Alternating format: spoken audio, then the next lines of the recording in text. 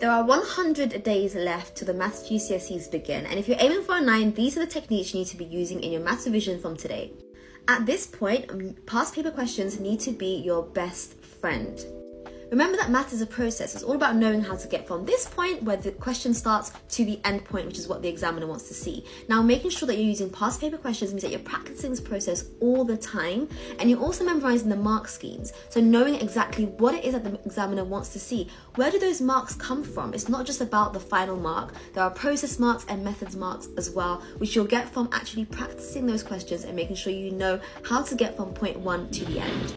You should also start some sort of active recall every single day. So I really like these two websites, Corbett Maths and Maths Genie. So Corbett Maths have this thing called 5 a day, and you can scroll down. If you are higher, for example, go to higher, and you see that it brings out 5 questions that are randomized, and that just tests you on a few different topics that are all mixed up.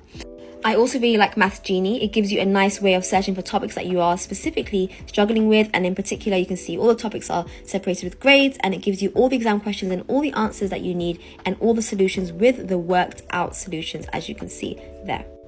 Thirdly, you need to make sure that you are so confident with your fundamental math processes. So for example, expanding, factorizing, rearranging, doing long division and multiplication in your head.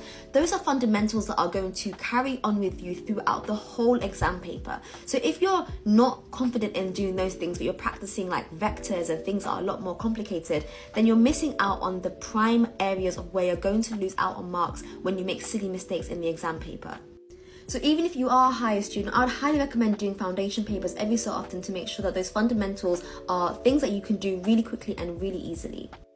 Now, you don't have very long, and so my 4th tip is to master that exam technique, because a lot of people won't actually say that, but getting a 9 is actually partially being good at knowing how to take exams, how to actually sit exams. Some of the things I did was things like making sure that if I don't understand a question, just moving on, especially in maths. Just if you can't see what's happening in that moment, just move on, go to the next question, don't waste time. Checking over all your work, looking at the numbers and saying, does that make sense? If an angle is more than 180 degrees and it's like this small, then that doesn't make sense. So go back and check. Think to yourself, like, does this make sense?